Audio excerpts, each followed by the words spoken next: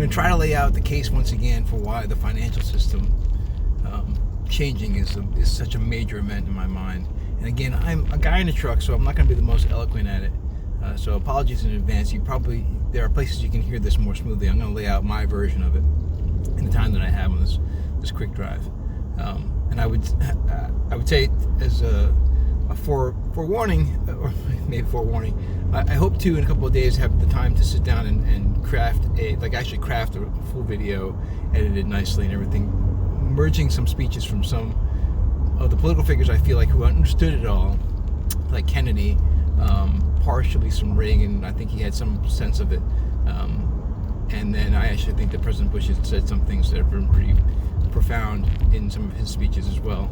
And if you're not a fan of Kennedy but you're a fan of Trump, or if you're a fan of Trump but not a fan of Kennedy, maybe there's a bit of in there for everybody. But anyways, that's coming in a couple of days. If you like this video, please like and like the video, and then subscribe to the channel. So here's why a revamping of the money system back into hard money is such a big deal. And I want you to think on this. Let's see if I can say it clearly. There are many different cultures in the world, right? Because we have different backgrounds, and there are many different religions, and there are many different languages. The one thing that we share, though there are different currencies, the concept of money is the one thing that all cultures and all modern cultures in our society understand and interact with on a daily basis. Like, you think about it, on day to day, you're speaking the same language as everybody around you, right? So it's important, but it's not profoundly impacting your life. Every day you have some religious feeling maybe, but it's not profoundly impacting your life in most cases. The financial system is the underpinning of society. So changing it, and it's fundamental, and you have limited control over it because you don't make your own money. Somebody else has to make it, and you have to earn it. You don't get to control the value of the money, especially when it's in a fiat system like this. Someone else is controlling that. So it's something that's hugely impactful that you have little control over. When it changes, and when it crumbles first, which is where we're headed, and then when it changes to this new system, it's going to have a profound impact on every interaction that you have with every person on the planet. From how you give your kids their allowance, to how you pay your bills to whoever you're in bills to, and then however you get your payment from your employer or pay your employees. So it is profoundly pervasive. The monetary system hits so much of your life, which is why I admonish people to get an understanding of it. Now, when you've got what we have now, which is a corrupt system, explaining it one more time, the banking system right now, the Federal Reserve and the central banks of all the different countries, not just the Federal Reserve, they are not government institutions. They're private banks. It's just like saying PNC is issuing the money to the United States, but this bank is called the Federal Reserve. What it does is it says, okay, America, here's $100. By the way, we've got 2% interest on that, so we're going to need you to give us back $102. Well, we don't create those other $2, so because we don't create the money, they create the money. So we now have to borrow money from them to pay back the interest on the loan we just took from them. So you see how debt becomes a problem slowly over time in the country, and then it gets compounding, so it gets worse and worse and worse over time. The change to a system where it is actually the government, this is how we were back in the beginning, right? Where the government actually issues the money, and not only do they issue the money, but they tie it to a hard asset, be it a metal or a cryptocurrency, which again, you can check there. Bitcoin is a hard asset, and I've done that in other videos.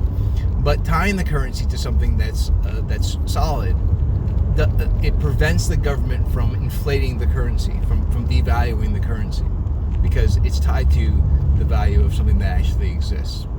Now, if you have a set amount of gold and then you all of a sudden discover a gold deposit that doubles the amount of gold you have, then all of a sudden, once again, that money that's tied to the gold comes down in value because there's double the supply. So that's risky, whereas again, the cryptocurrencies have a set number due to math. Regardless, as we start making this transition into a hard money system, you're going to see it's ultimately a good thing, I think, in the meantime, until we get to that good thing, there's going to be jarring effects. It's going to be difficult for many people to.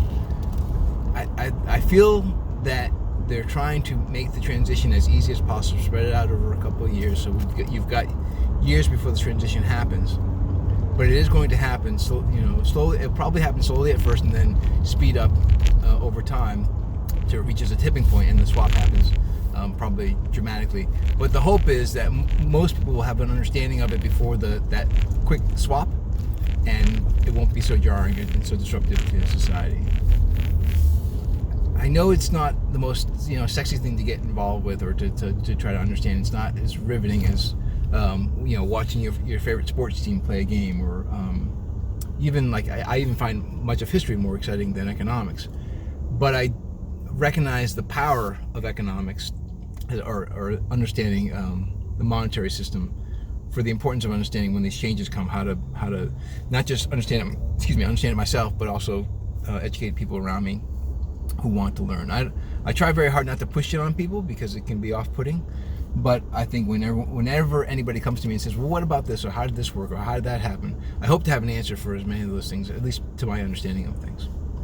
I don't know that I did a great job of explaining why it's so pervasive, but once again, when you compare it to things like language, or maybe even understanding of history is one of those things that it's pretty pervasive.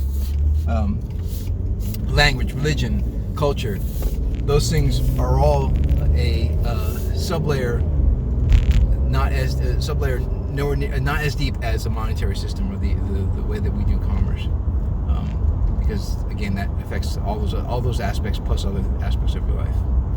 So that's kind of the reason why I talk about it so much, I guess, because because it's so pervasive. You'd understand why corrupt people would want to control that aspect of society, because having control of that aspect of society allows them to have control over all the other things, the culture, the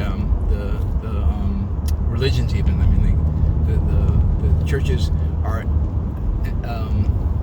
they're beholden to the government when they are trying to keep their 401c3 or their tax-free exempt status, right?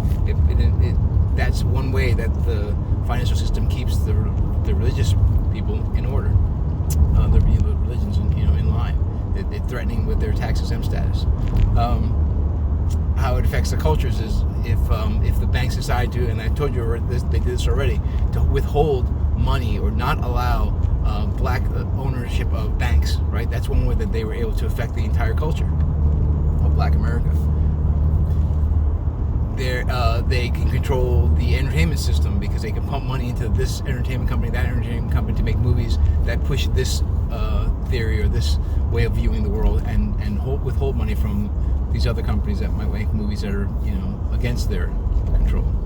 So the financial system having control of that gives corrupt people control of so much.